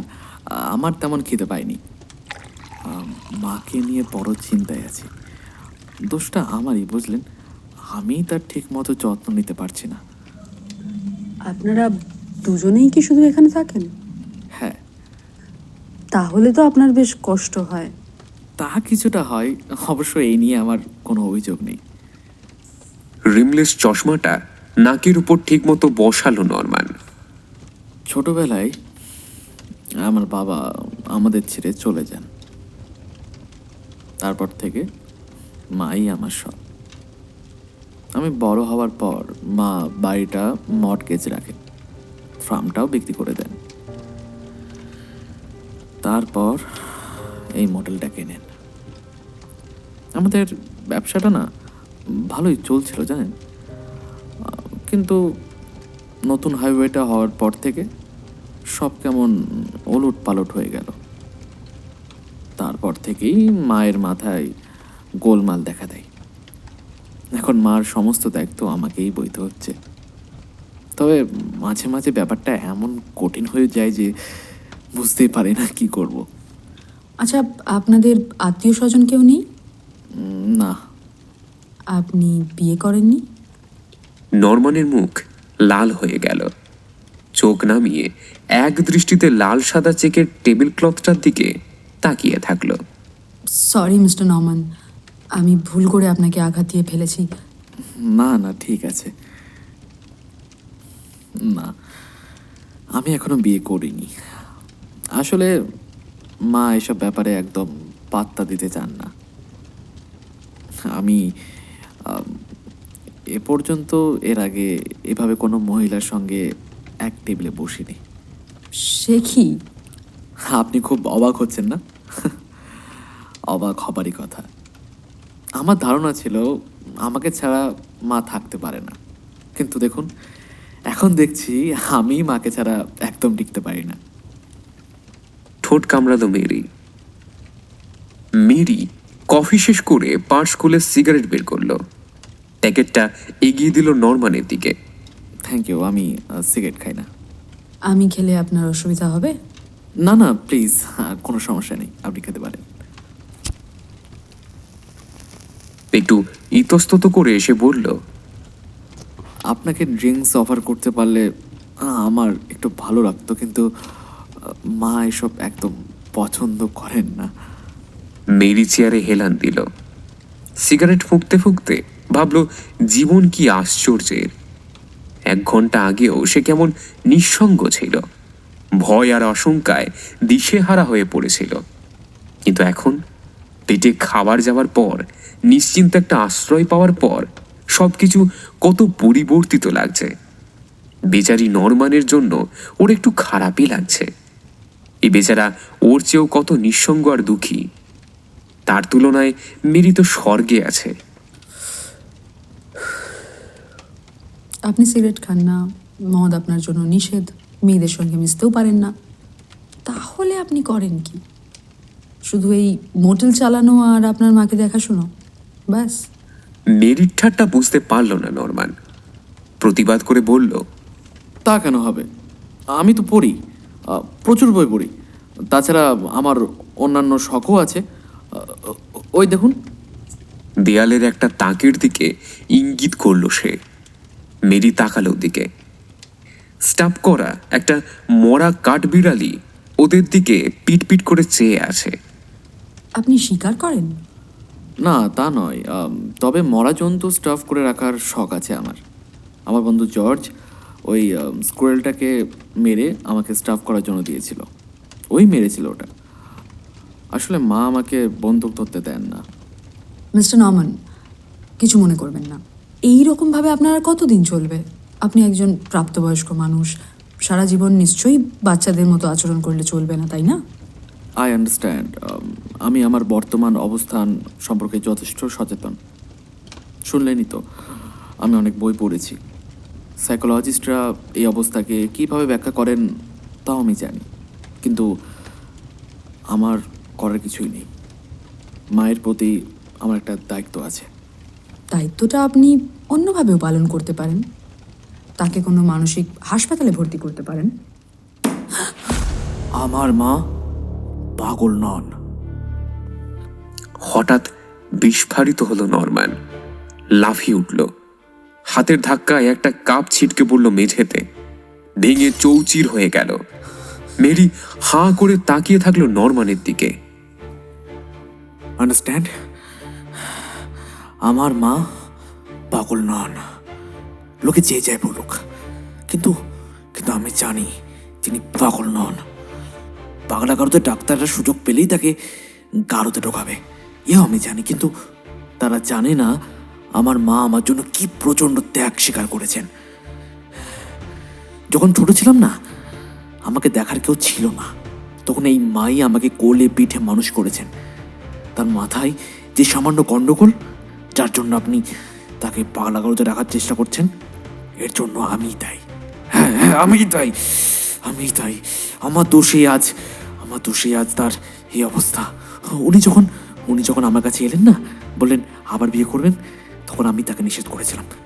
নিষেধ করার আমি কে? হ্যাঁ, নিষেধ করার আমি কে? কিন্তু ঈর্ষায় বলুন, হিংসায় বলুন, আমি তার পথে বাধা হয়ে দাঁড়িয়েছিলাম। আমি কি করেছি, কি বলেছি, তা যদি পাগলা গারোতে ডাক্তাররা জানতো, তাহলে অনেক আগেই আমাকে লকআপে পড়তো। আমার কারণে মায়ের মাথাটা খারাপ হলো। কিন্তু আপনি আমার মাকে পাগলা গারোতে রাখতে বলার কে? হ্যাঁ, কে আপনি? হ্যাঁ, আমরা সবাই কোনো না কোনো সময় পাগলের মতো আচরণ করি, কিন্তু তাই বলে সবাই তো আর পাগল হয়ে যায় না। নরম্যান থামল, বড় বড় শ্বাস নিতে লাগলো। লাল টকটকে হয়ে উঠেছে মুখ, কাঁপছে ঠোঁট দুটো। মেরি দাঁড়িয়ে গেল। আমি দুঃখিত, আমি সত্যিই দুঃখিত। আমাকে মাফ করবেন। ওভাবে বলাটা আমার মোটেও ঠিক হয়নি। না, ঠিক আছে। আসলে একা থাকি তো, হঠাৎ আবেগের জোরে কথাগুলো বেরিয়ে গেল ভেতর থেকে। আপনি যেন আবার কিছু মনে করবেন না।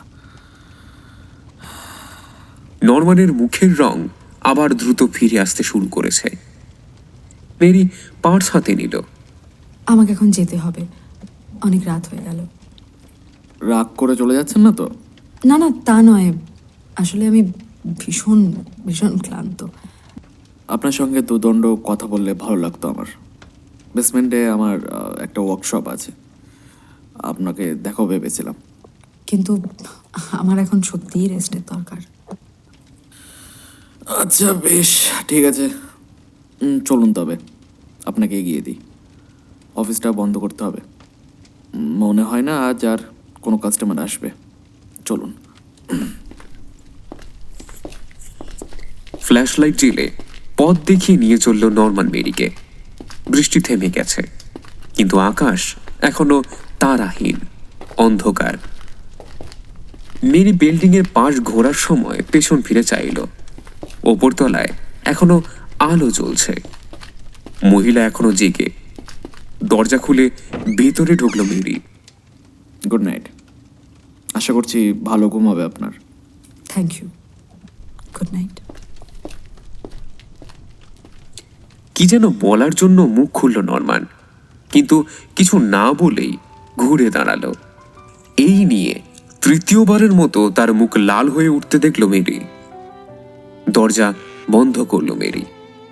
পায়ের আওয়াজ শুনে বুঝল নরম্যান তার অফিসে ঢুকেছে, কিন্তু ওদিকে আর মনোযোগ দেওয়ার প্রয়োজন বোধ করল না সে। ব্যাগ খুলে দ্রুত পাজামা, পিপার, কোল্ড ক্রিম, টুথব্রাশ আর টুথপেস্ট বের করলো। বড় সুটকেসটাও খুলল। শ্যামের সঙ্গে দেখা করার সময় কোন পোশাকটা পরবে সেটা বাছাই করছে মেরি। আগে থেকে বের করে না রাখলে কাল সকালে তাড়াহুড়োর সময় গোলমাল হয়ে যাবে। তাছাড়া পোশাকে ভাঁজও থেকে যাবে। পছন্দের পোশাক খুঁজতে গিয়ে অন্যমনস্ক হয়ে পড়ল। আচ্ছা, নরম্যান হঠাৎ অত চটে গেল কেন? মেরি হঠাৎ উপলব্ধি করল নরম্যান আসলে ঠিকই বলেছে। আমরা সত্যিই সবাই কোনো না কোনো সময় পাগল হয়ে যাই, পাগলামি শুরু করি। গতকাল বিকেলে সেও এই পাগলামি করেছে যখন ডেস্কের উপর টাকাটা দেখেছিল। আর পাগল না হলে কি করে ভাবলো অতগুলো টাকা নিয়ে সে পালিয়ে থাকতে পারবে? পুরো ব্যাপারটাই কি একটা পাগলামি নয়? সে হয়তো পুলিশের চোখে ফাঁকি দিতে পারবে, কিন্তু স্যাম তো ওকে প্রশ্ন মানে জর্জরিত করে তুলবে। জানতে চাইবে কে সেই আত্মীয় যে তাকে এতগুলো টাকা দিয়েছে, সে কোথায় থাকে, তার কথা মেরি আগে কেন তাকে কখনো বলেনি, সে এতগুলো টাকা নগদ নিয়ে এলো কোন সাহসে, এত তাড়াতাড়ি চাকরি ছেড়ে দিল মেরি, মিস্টার লোরি কোনো আপত্তি তোলেননি। তারপর লীলার ব্যাপারটা তো রয়েই গেল, হয়তো পুলিশকে সে কিছুই বলবে না, কিন্তু ভিতরে ভিতরে সে মেরিকে ছোটই ভাববে।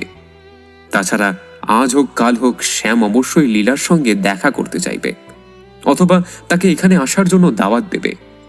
তখন তো সব জানাজানি হয়ে যাবে, তখন কি হবে? এ তো গেল একটা দিক। তারপর তার গাড়িতে টেক্সাসের নাম্বার প্লেট দেয়া। সে কেন টেক্সাসে যেতে চায় না সেটা স্যাম জানতে চাইলে কি জবাব দেবে মেরি? না, পুরো ব্যাপারটাই দেখছি একটা পাগলামি হয়ে গেল, ভাবলো মেরি। এখন ফেরার পথ কি সত্যিই নেই?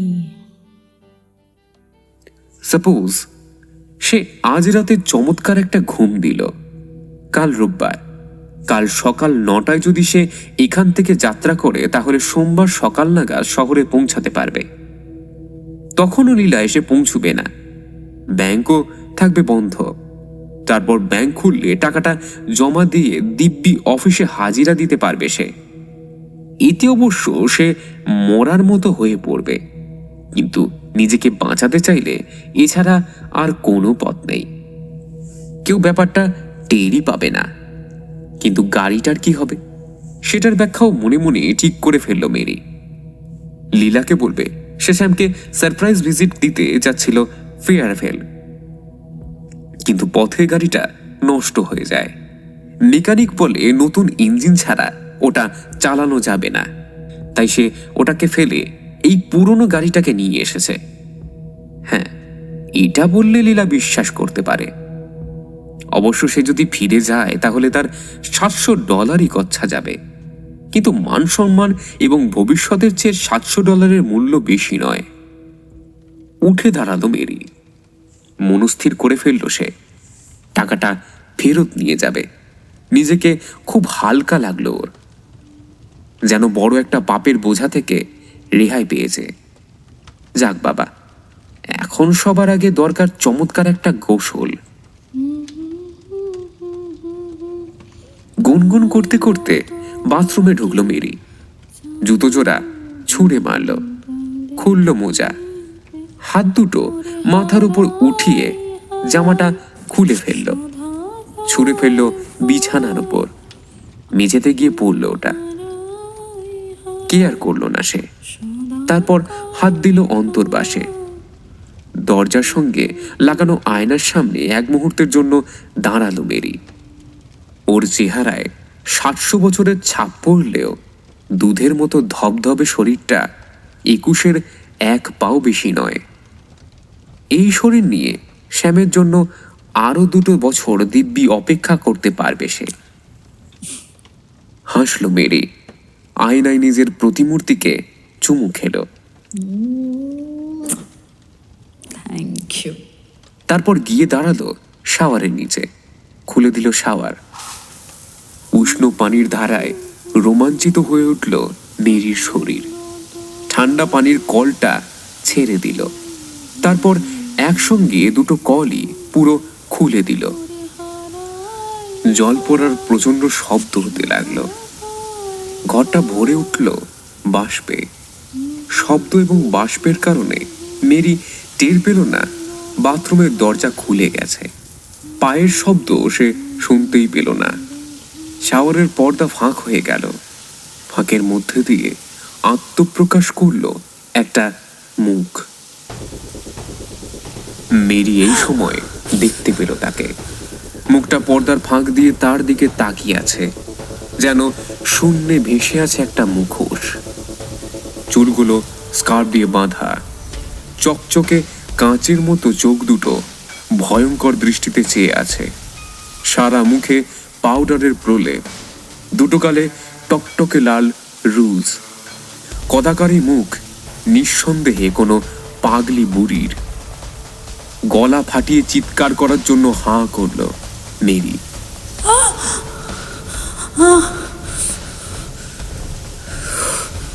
ঠিক তখন শাওয়ারের পর্দা আরো ফাঁক হয়ে গেল। বেরিয়ে এলো একটা হাত, বিশাল ছুরি সহ। বিদ্যুতের আলোয় ঝলসে উঠল ধারালো ব্লেড। পরক্ষণে নেমে এলো ওটা মেরির গলা লক্ষ্য করে।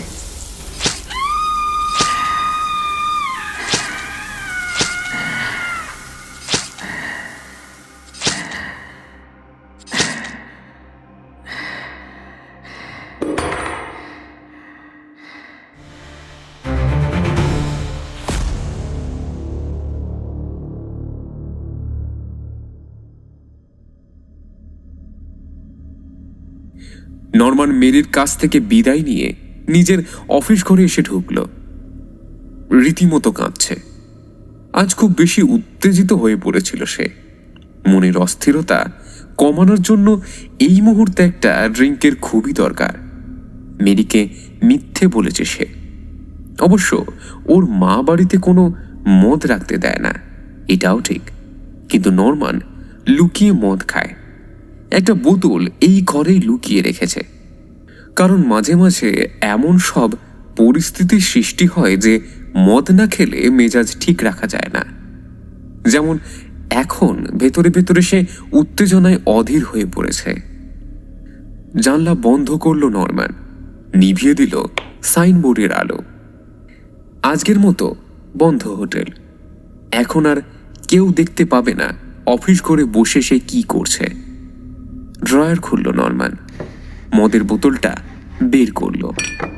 কাঁপা হাতে চিপি খুলে তরল আগুনটা ঢেলে নিল মুখে। জ্বলতে জ্বলতে আগুনটা নেমে গেল নিচে, গরম করে তুলল শরীর। মেরিকে নিয়ে ভাবতে শুরু করলো নরমান। মেয়েটাকে বাড়িতে নিয়ে আসা মস্ত বড় ভুল হয়ে গেছে আমার। কিন্তু মেয়েটা দেখতে খুবই ভালো। তাছাড়া দেখে শুনে মনে হচ্ছিল বড় বিপদে পড়েছে।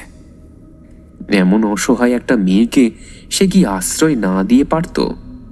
আর ওর নিজেরও ইচ্ছে হলো মেয়েটার সঙ্গে কিছুক্ষণ সময় কাটানোর। তাই মা নিষেধ করা সত্ত্বেও তাকে নিয়ে এসেছে সে বাড়িতে।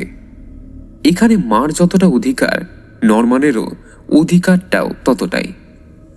তারপরও হয়তো সে মেয়েটাকে আসতে বলতো না, কিন্তু মার উপর মেজাজ এত খারাপ হয়ে গেছিল যে সির্ফ জিদের বসেই সে মেরিকে ডেকে এনেছে বাড়িতে। কিন্তু মেয়েটা বাড়িতে আসছে এটা মাকে জানানো উচিত হয়নি নরমানের, কারণ কথাটা শুনে রেগে আগুন হয়ে গেল মা। মৃগী রোগীর মতো আচরণ শুরু করলো, উন্মাদের মতো চিৎকার করতে করতে বলল, মেয়েটাকে যদি তুমি এখানে আনো, ওকে আমি খুন করে ফেলবো।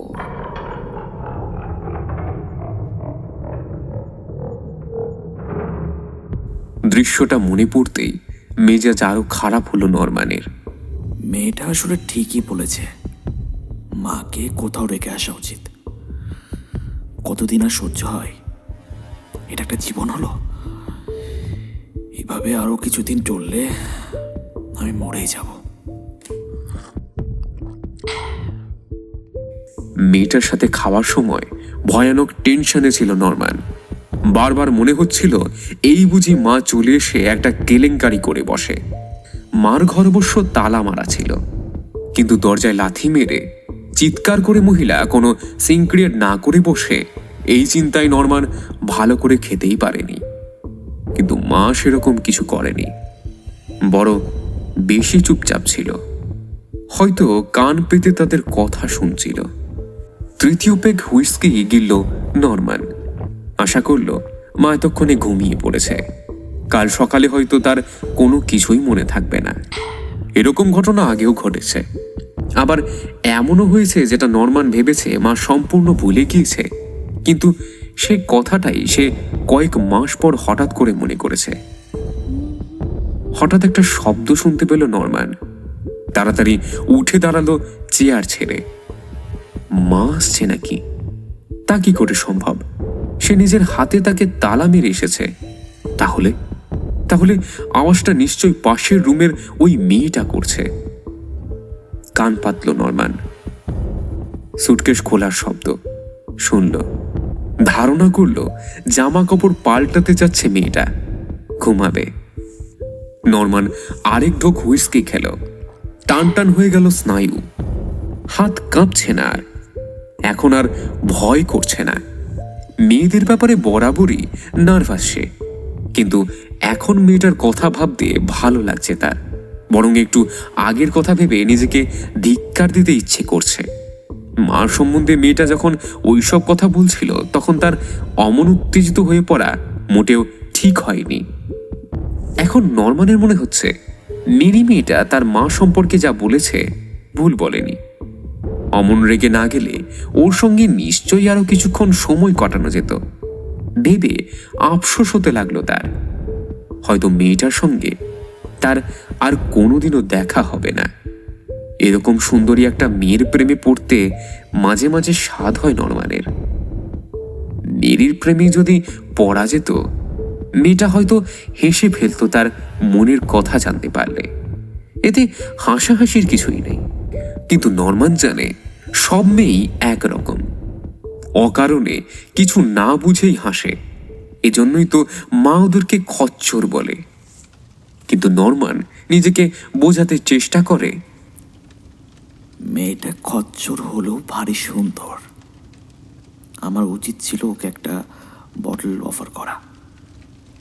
একসঙ্গে মদ খেতাম, দুজনেই মাতাল হতাম, তারপর ওকে ভাজা খোলা করে বিছানায় নিয়ে। না, তা আমি পারিনি, কারণ আমার মধ্যে পুরুষত্বই নেই। মা ঠিকই বলে আমি পৌরুষহীন, নইলে এত বড় একটা সুযোগ পেয়েও কেন হারালাম। নরমান আবার চুমুক দিল গ্লাসে। আজ যেন মাতাল হয়েই ছাড়বে, কিন্তু তাতে কি যায় আসে? মাতাল বলে কি আর সে মেয়েটার ঘরে যেতে পারবে না? অবশ্যই পারবে, এখনই যাবে সে। ধীরে ধীরে উঠে দাঁড়ালো নরমান। মাথাটা ঝুঁকে আছে সামনের দিকে, কান পাতল দেয়ালে। জুতো খোলার শব্দ শুনল। এখন মেয়েটা বাথরুমের দিকে যাচ্ছে। নরমানের হাত দুটো আবার কাঁপতে শুরু করলো উত্তেজনায়। ডান হাতটা বাড়ালো সামনের দিকে। দেয়ালে লটকানো হোটেলের লাইসেন্সটা আলতো করে একদিকে সরাতেই ছোট্ট একটা ফুটো দৃশ্যমান হয়ে উঠল। এখানকার প্লাস্টার খসে গিয়ে এই ছোট্ট ফুটো তৈরি হয়েছে, কিন্তু এটাতে চোখ লাগালে পাশের ঘরের বাথরুমে স্পষ্ট দেখা যায়। এই ফুটোর কথা মাও জানে না। সে এই ফুটো দিয়ে খচ্চর মেয়েগুলোকে আগেও দেখেছে। তারা তাকে নিয়ে যতই হাসাহাসি করুক, কিন্তু নরমান তাদের সম্পর্কে যা জানে তা তারা কল্পনাও করতে পারবে না। উত্তেজনায় কাঁপছে নরমান, কান দিয়ে গরম ভাব বেরুচ্ছে। ফুটোতে চোখ রাখতেই মেয়েটাকে দেখতে পেল সে। বাথরুমে ঢুকেছে, দেয়ালের দিকে মুখ করে দাঁড়িয়ে আছে, হাসছে আপন মনে, আঙুলে চুল পেঁচাচ্ছে। এবার সামনের দিকে ঝুঁকল সে, মোজা খুলল, সোজা হয়ে দাঁড়ালো। আবার জামাটা মাথা গলিয়ে খুলে ফেলতেই ব্রা আর প্যান্টিতে ঢাকা অর্ধনগ্ন শরীর দেখে মাথা খারাপ হওয়ার জোগাড় হলো নরমানের। কায়মন্য বাক্যে প্রার্থনা করতে লাগলো যেন মেয়েটা ঘুরে না দাঁড়ায়, কিন্তু নরমানকে হতাশ করে দিয়ে পেছন ফিরে দাঁড়ালো সে। রাগে আরেকটু হলে চিৎকার করে উঠছিল নরমান। দেখলো দরজার সঙ্গে আটকানো আয়নার সামনে দাঁড়িয়ে মেয়েটা ব্রার হুক খুলছে। মাথা ভৌ ভৌ করছে নরমানের। ইচ্ছে করছে দেয়াল ভেঙে মেয়েটার কাছে ছুটে যায়। টের পাচ্ছে নিজের উপর দ্রুত নিয়ন্ত্রণ হারাচ্ছে সে। হঠাৎ মেয়েটা দৃষ্টির বাইরে চলে গেল। তারপর কল থেকে পানি পড়ার শব্দ আসতে লাগলো। চেয়ারে শরীর এলিয়ে দিল নরম্যান। অবসন্ন লাগছে খুব। চোখ বুঝে বসে থাকলো সে আচ্ছন্নের মতো। হঠাৎ একটা আওয়াজ শুনে সচকিত হয়ে উঠল নরম্যান। অফিস ঘরের দরজা খুলেছে কে যেন, কিন্তু চাবি তো তার কাছে। চোখ খোলার সাহস হলো না নরম্যানের। বুঝে গেছে কে দরজা খুলেছে। অফিস ঘরের চাবি আরো একজনের কাছে থাকে, মার কাছে। শুধু অফিস ঘরের চাবিই নয়, নিজের রুমের চাবি, এই ঘরের চাবি, সব চাবি মার কাছে আছে। চোখ মিলল না নরম্যান। জানি মা এখন তার সামনে, তার দিকে তাকিয়ে আছে। দেখতে এসেছে নরম্যান খচ্চর মেয়েটার সঙ্গে কোনো নষ্টামি করছে কিনা। চোখ বুঝেই থাকলো নরম্যান। নড়াচড়ার শক্তিও যেন হারিয়ে ফেলেছে। জল পড়ার ছন্দায়িত শব্দে কেমন ঘুম আসছে। মা ঠিক সময় এসে পড়েছে, নয়তো সে সত্যি ওই খচ্চর মেয়েটার খপ্পরে পড়ে যেত। মা সবসময় তার প্রয়োজনের সময়ই আসে, তাকে রক্ষা করে প্রচুর মেয়ে ছেলেগুলোর হাত থেকে। এখন আর কোনো সমস্যা নেই, তার ঘুম এসে যাচ্ছে। ঘুম। হঠাৎ ঝাঁকি খেয়ে জেগে উঠল নরম্যান। ওকে সত্যিই ঘুমিয়ে পড়েছিল নাকি অজ্ঞান হয়ে গিয়েছিল? মাথাটা এমন ব্যথা করছে কেন? কতক্ষণ এরকম অবস্থায় ছিল সে? 1 ঘন্টা নাকি 2 ঘন্টা? মেয়েটার কথা মনে পড়তেই ফুটোয় চোখ লাগালো নরম্যান। খাঁ খাঁ করছে বাথরুম, শাওয়ারের পর্দা টানা, কাউকে দেখা যাচ্ছে না। নরম্যান ভাবল মেয়েটা নিশ্চয়ই শাওয়ার বন্ধ করতে ভুলে গেছে, হয়তো এতক্ষণে ঘুমিয়েও পড়েছে। কিন্তু জল তো পড়ছে খুব জোরে, বোধহয় খুব ক্লান্ত বলেই ওর ঘুম ভাঙছে না। হঠাৎ মেঝের দিকে নজর গেল নরম্যানের। ঝকঝকে সাদা টাইলসের ওপর গোলাপি জলের ধারা। জলের রং গোলাপি কেন? ওটা ওটা সুতোর মতো কি? শুধু তাই নয়, মধ্যে লাল রঙের সরু সরু সুতোর মতো কি যেন, দেখে মনে হয় শিরা। মেয়েটা নির্ঘাত পা পিছলে পড়ে গিয়ে ব্যথা পেয়েছে বুঝে ফেলল নরম্যান। বুকের মধ্যে গুড়গুড় করে উঠল আতঙ্কে, কিন্তু কর্তব্যকর্মে গাফলতি করল না এক মুহূর্ত। ডেস্ক থেকে চাবি নিয়ে দ্রুত বেরিয়ে গেল অফিস থেকে। মেয়েটার রুমের দরজা খুলল। বেডরুমে নেই সে। বিছানার ওপর খোলা সুটকেস চোখে পড়ল। তার মানে নরম্যান যা ভেবেছে তাই, অ্যাক্সিডেন্ট ঘটিয়েছে মেয়েটা। ছিটকে বাথরুমে ঢুকলো নরম্যান, কিন্তু ততক্ষণে দেরি হয়ে গেছে অনেক। মেঝেতে ছিন্ন ভিন্ন তালগোল পাকানো রক্তাক্ত মাংসপিণ্ডটার দিকে তাকিয়ে বুক হিম হয়ে গেল নরম্যানের। মুহূর্তে মনে পড়ল মার কাছেও এক সেট চাবি আছে এবং সে সেই চাবি জোড়ার যথাযোগ্য ব্যবহারও করেছে।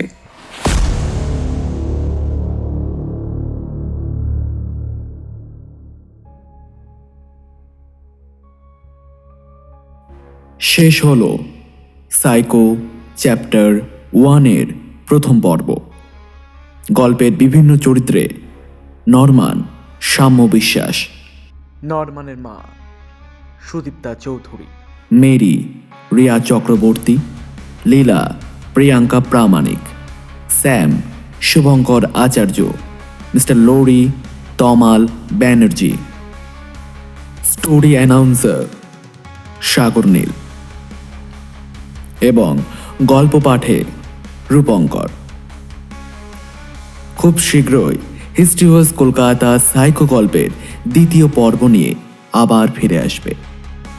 ততক্ষণ ভালো থাকো, সুখে থাকো আর গল্পে থাকো। শুভরাত্রি।